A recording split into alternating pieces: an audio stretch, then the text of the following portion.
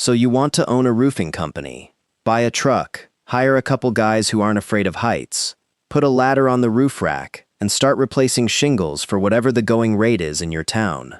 That's the picture in your head. Low overhead, simple product, everybody needs a roof eventually. Here's the problem. Roofing has one of the highest business failure rates of any trade in the entire construction industry, and the reason has almost nothing to do with whether you know how to install a shingle correctly. A roofing company is not really a construction business. It is an insurance claims business and a weather timing business, wearing a tool belt, and the moment you understand that difference, everything about how a roofing company makes money and how it quietly goes bankrupt starts to make sense.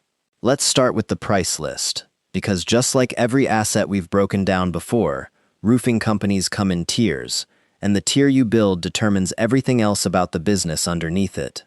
At the bottom sits the one-truck operation, a single crew, a pickup, a trailer of ladders and equipment, the kind of business you can technically start for under $50,000 in tools, a used truck, and basic licensing.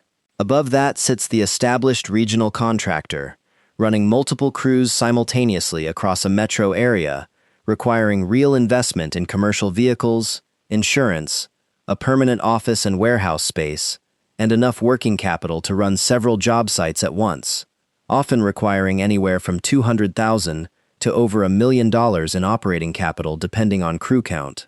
At the very top sits the storm-chasing national player, companies that follow major hail and hurricane events across state lines, with fleets of crews and aggressive sales and financing operations built specifically to process enormous volumes of insurance claims in compressed windows of time. Businesses that can generate tens of millions of dollars in a single storm season. Each of these is really a different bet on the same underlying question. Are you building a slow, steady local reputation business, or are you building a machine designed to descend on disaster and extract revenue as fast as possible before moving on? Now here's where the naive mental model falls apart immediately. You assume the expensive part is materials, the shingles, the underlayment, the flashing. It matters, but it's rarely what actually breaks a roofing company. The genuinely dangerous cost sitting underneath this entire industry is labor liability, because roofing consistently ranks among the most dangerous occupations in the country, with fall-related injuries and fatalities occurring at rates far higher than almost any other trade. Workers' compensation insurance for roofing crews reflects that risk directly, and premiums for roofing companies can run dramatically higher per dollar of payroll than almost any other construction trade, sometimes consuming 20% or more of total labor cost once you account for the base premium, experience modification adjustments after any claims history, and general liability coverage layered on top to protect against property damage claims when a job goes wrong. A roofing company with a bad safety record or a serious injury on a job site can see its insurance costs spike so dramatically the following year that it becomes structurally unable to bid competitively against rivals with cleaner safety histories. A slow-motion death spiral that has quietly ended more roofing businesses than bad weather ever has. Then there's the labor market itself, and this is where the industry's structural fragility really shows. Roofing work is physically brutal, seasonal in much of the country, and increasingly hard to staff with domestic labor, which has pushed a meaningful share of the industry towards subcontracted crews rather than direct employees. This shifts liability and quality control in complicated ways, because a general contractor who subcontracts installation crews still bears reputational and often legal responsibility if a subcontracted crew installs a roof incorrectly, even though that crew isn't technically on the company's own payroll. Skilled roofing labor has also become genuinely difficult to find in many markets, and wages for experienced crew leads have climbed steadily, while the pipeline of younger workers entering the trade has not kept pace with the number of experienced roofers aging out of physically demanding work in their 50s and 60s, creating a labor shortage that shows up as delayed project timelines and rising crew costs across the industry. So where does the actual revenue come from? And this is where roofing splits into two almost entirely different businesses under one roof, quite literally. The first is the retail replacement market. Homeowners who need a new roof because theirs is simply old, worn out, or was never properly maintained. A steady, predictable stream of business tied to the natural aging cycle of asphalt shingle roofs, which typically lasts somewhere between 15 and 30 years, depending on material quality and climate. This channel is genuinely profitable, but slow-growing. Built on local reputation, referrals, and online reviews, the kind of business that compounds steadily over many years, but rarely produces explosive growth. The second and far larger channel in most of the country is the insurance restoration market. Roofs damaged by hail, wind, or storm events, paid for not directly by the homeowner but through a homeowner's insurance claim. This channel is where the real volume and, for companies that master it, the real margin lives. But it comes with an entirely different set of skills that have nothing to do with actually installing a roof.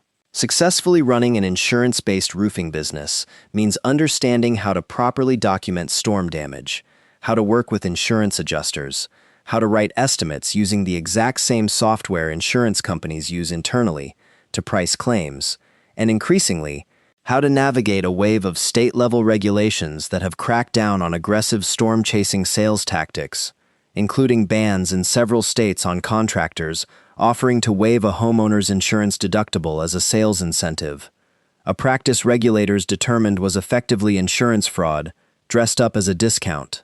This insurance dynamic creates one of the strangest financial realities in the entire trade industry.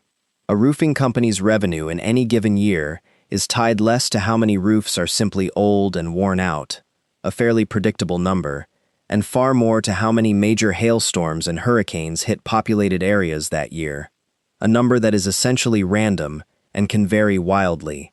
A single major hailstorm moving through a metro area can generate more roofing demand in a single afternoon than that entire market would organically produce in 5 years of natural aging replacements, which is exactly why storm-chasing companies exist at all, following major weather events across state lines, the way traveling contractors have done for decades, setting up temporary local offices, running aggressive door-to-door sales campaigns in the weeks immediately following a storm, and then packing up and moving to the next disaster once the claims dry up in that market. This business model comes with a specific and well-documented reputational risk that every serious roofing company has to navigate carefully, because storm chasing has attracted a wave of fraudulent and predatory operators over the years.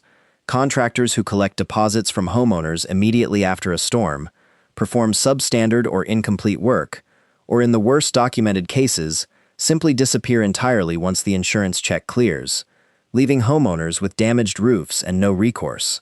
This pattern has become common enough that it has its own name within the insurance industry, and it's driven a wave of state licensing requirements, contractor registration laws, and consumer protection regulations specifically targeting roofing sales practices in storm-affected states, adding real compliance cost and legal risk to a business that legitimate operators still have to absorb, even though it exists, to police the bad actors damaging the industry's reputation.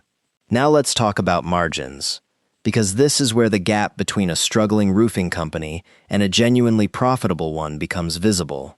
Material costs for asphalt shingle roofing have climbed significantly in recent years, tracking broader construction material inflation, with the cost of a standard architectural shingle roof for an average American home running anywhere from $8,000 to $20,000 in total project cost, depending on roof size, pitch, and material grade, and materials alone typically consuming somewhere between 35% and 45% of that total. Labor consumes another significant share, and once you add insurance, equipment costs including ladders, safety harnesses, nail guns, and increasingly required fall protection systems, permit fees, and dumpster rental for tear-off debris, a well-run roofing job might net somewhere between 15% and 25% gross margin, a number that sounds reasonable until you remember that a single serious safety incident, a single lawsuit over water damage from a poorly installed roof, or a single slow winter season with few storms and thin retail demand, can wipe out an entire year's accumulated profit in one bad quarter. The case studies in this industry tend to fall into two categories worth understanding before anyone signs a lease on a warehouse. The first is the storm-chasing company that scaled too aggressively during a single unusually active hurricane or hail season, hiring dozens of crews and running enormous marketing spend to capture volume, only to face a catastrophic cash crunch the following year when storm activity returned to normal levels and the fixed overhead built up during the boom year had nowhere near enough revenue to support it. A boom and bust cycle that has bankrupted numerous storm-chasing operations that failed to plan for the inevitable quiet year that follows an active one. The second is the steady local operator who built a business almost entirely on referrals and repeat customers over 10 or 15 years, deliberately avoiding the volatility of storm-chasing work in favor of predictable retail replacement business, growing slowly but surviving every downturn that wiped out flashier competitors, proving that in this industry, the tortoise frequently outlasts the hare precisely because the hare's entire business model depends on weather patterns nobody can control or predict. Time to pull it all together and answer the actual question, how much money do you make if you do this right? In the realistic, steady retail scenario, a well-run local roofing company running 2 to 3 crews, focused primarily on aging roof replacement and word-of-mouth referral business, can generate somewhere between $1 and $3 million in annual revenue, netting a genuine 10 to 15% profit margin once insurance, overhead, and equipment costs are accounted for. A solid, sustainable small business return for an owner who's built real local reputation over years. In the volatile, storm-driven scenario, a company that leans heavily into insurance restoration work can see revenue spike dramatically in an active storm year, sometimes doubling or tripling normal volume within a matter of months, following a major regional hailstorm, only to see that same revenue collapse the following year if storm activity returns to normal, forcing the company to either aggressively cut crew size and overhead or absorb a genuine loss while waiting for the next weather event to arrive.